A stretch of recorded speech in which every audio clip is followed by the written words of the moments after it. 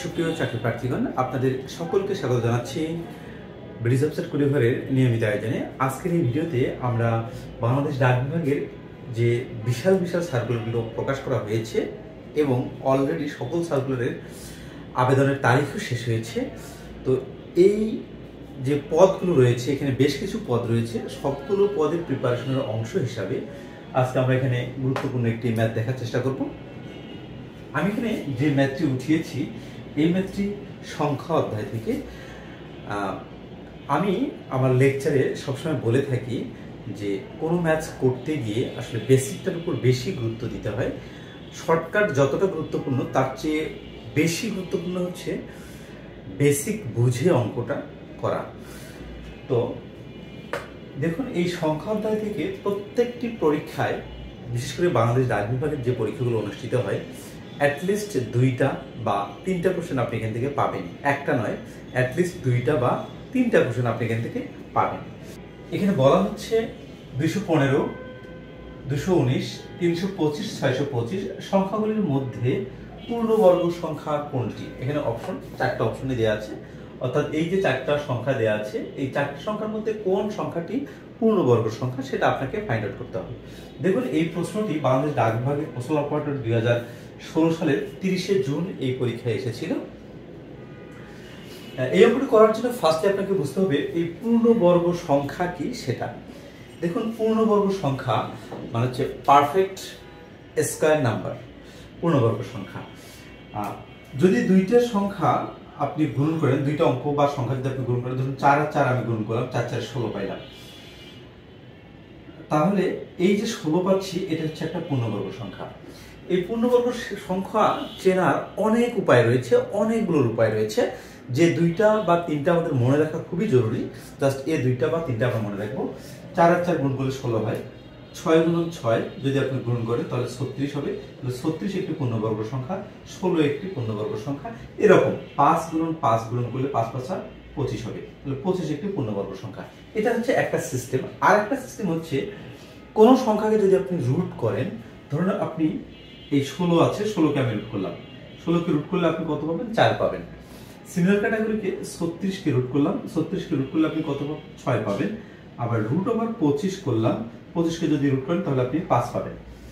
এখন দেখুন, এইখানে আমি এখানে 2টা সিস্টেম দেখাচ্ছি মাত্র, যে 2টা সংখ্যা, একই ধরনের 2টা সংখ্যা যদি আপনি গুণ করেন তাহলে যেটা পাবেন সেটা হচ্ছে একটা পূর্ণবর্গ সংখ্যা। অন্য আরেকটা উপায় হচ্ছে, কোনো একটা সংখ্যাকে যদি আপনি রুট করেন এবং রুট করার পরে যে উত্তরটা আসবে, অর্থাৎ বর্গমূল যেটা আসবে, বর্গমূল যদি পূর্ণ সংখ্যা হয়, ইন্টিজার নাম্বার হয়, তাহলে বুঝতে হবে যে এই সংখ্যাটা একটা হচ্ছে পূর্ণবর্গ সংখ্যা। ওকে, এখন আমরা অঙ্কটার সলিউশনে আসি। দেখুন, আমি যখন লেকচারগুলো দিচ্ছিলাম, আমি সব লেকচারে কিন্তু বলে আসছি এই পূর্ণবর্গ সংখ্যার ক্ষেত্রে বা সংখ্যা অধ্যায়ের ক্ষেত্রে, যে পরীক্ষার হলে যদি আপনি ফ্যাসিলিটি পেতে চান তাহলে কিছু কিছু কৌশল আপনাকে অবলম্বন করতেই হবে। ম্যাথমেটিক্সের ক্ষেত্রে কিছু কিছু মুখস্থ বিদ্যা আপনাকে রাখতেই হবে, এটা একদম বেসিক লেভেলের বিষয় আর কি। যেমন আমি বলেছিলাম যে 1 থেকে 30 পর্যন্ত এই সংখ্যাগুলোর বর্গ করলে কত হবে, বর্গ কত, এটা আপনাকে মুখস্থ রাখতেই হবে। 1-এর উপর বর্গ করলে কত হয়, 2-এর উপর বর্গ করলে কত হয়, 20-এর উপর বর্গ করলে কত হয়, 25, 26, 27, 28, 29, 30। যদি আপনি এই 1 থেকে 30 পর্যন্ত সংখ্যাগুলোর বর্গ মুখস্থ রাখেন, এটা খুব বেশি ডিফিকাল্ট না। আপনি দেখেন 20 বা 22 পর্যন্ত আপনার মুখস্থই আছে, আর বাকি যেগুলো আছে এগুলো আপনি একবার দেখলেই পারবেন। সুতরাং আমি বলেছিলাম যে 1 থেকে 30 পর্যন্ত সংখ্যাগুলো বর্গ করলে কত হয়, এটা জাস্ট জেনে রাখবেন, আপনি এটা মুখস্থ রাখবেন। এতে আপনি আপনার পরীক্ষার হলে অন্যান্য যে কম্পিটিটর থাকবে তাদের চেয়ে অনেক এগিয়ে থাকবেন আপনি। এবং 1 থেকে 20 পর্যন্ত সংখ্যাগুলো ঘন, ঘন করলে কত হয় সেটা মুখস্থ রাখবেন আপনি। এই 2টা পার্ট আপনি অবশ্যই মুখস্থ রাখবেন, এটা পরীক্ষার হলে আপনাকে অনেক হেল্প করবে। আমরা তো গ্রহণ করে আসলে বের করতে পারি, কিন্তু কি দরকার অহেতুক এই বিষয়টা বের করে টাইম নষ্ট করার, এই কারণে। আচ্ছা, তার মানে যদি আপনি এই পার্টটা মুখস্থ রাখেন, এই 1 থেকে 30 পর্যন্ত বর্গ করলে কত হয়, তাহলে এই প্রশ্নের অ্যান্সার দেখুন।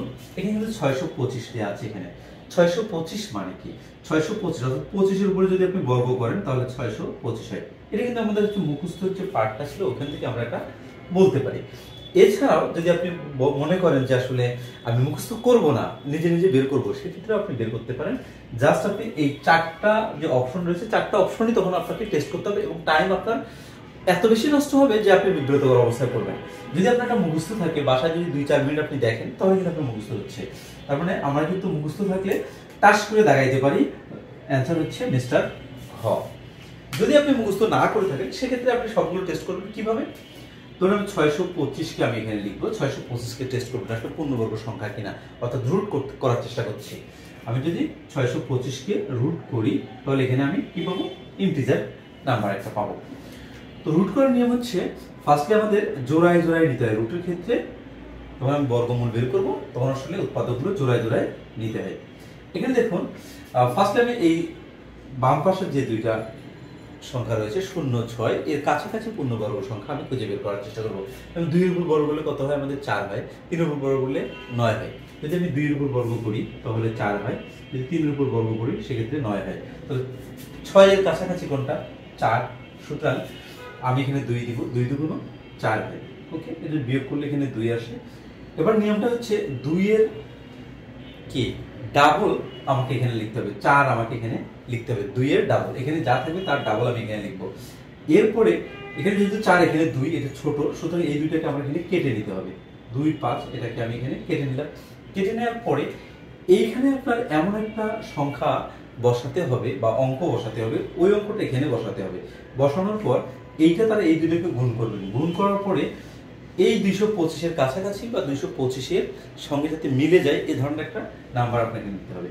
ধরি আমি যদি এখানে 5 দিই, এখানে যদি 5 দিই, তাহলে 5 5 25-এর 5, হাতে হচ্ছে 2, 4 5 25 আর 2 22।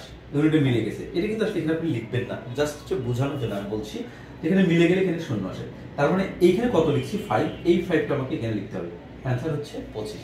দেখুন, দুইটা সিস্টেমে দেখুন, যদি আপনার 1 থেকে 30 পর্যন্ত সংখ্যাগুলো মুখস্থ থাকে, বর্গ সংখ্যা 1 থেকে 20 পর্যন্ত ঘন নাম্বারগুলো যদি মুখস্থ থাকে, তাহলে এটা আপনার সর্বোচ্চ 1 সেকেন্ডের 60 ভাগের 1 ভাগ টাইম লাগবে এটা আপনার দাগাতে।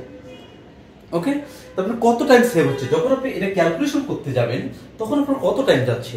আপনার পরীক্ষার হলে আপনার মূল কাজই হচ্ছে নিখুঁতভাবে, নির্ভুলভাবে এবং শর্ট টাইমের মধ্যে আপনাকে প্রশ্নটি দেখাতে হবে। কারণ কম্পিটিশনের পরীক্ষা, আপনারা যারা পোস্টাল অপারেটর পদে পরীক্ষা দেবেন বা বিভিন্ন অঞ্চল ভেদে আসলে পরীক্ষার্থীর সংখ্যা বিভিন্ন রকম হয়ে থাকে, এই পরীক্ষাটি কিন্তু অনেক কম্পিটিটিভপূর্ণ।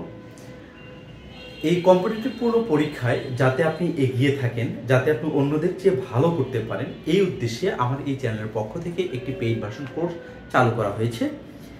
এই কোর্সে পবিত্র মাহে রমজান উপলক্ষে 33% ডিসকাউন্টে বর্তমানে এই কোর্সটির কোর্স ফি ধরা হয়েছে 399 টাকা।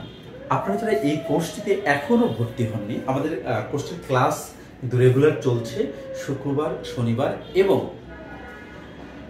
সোমবার রাত 10টায়, রমজান মাস উপলক্ষে। রমজান মাসের পরে এটা রাত 9টায় চলে আসবে।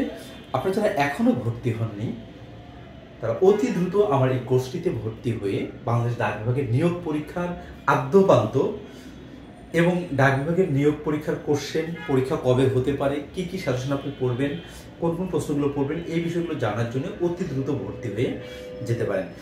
এবং আপনাদের সকলের সুস্বাস্থ্য কামনা করে আজকের মতো এখানে শেষ করছি। আল্লাহ হাফেজ।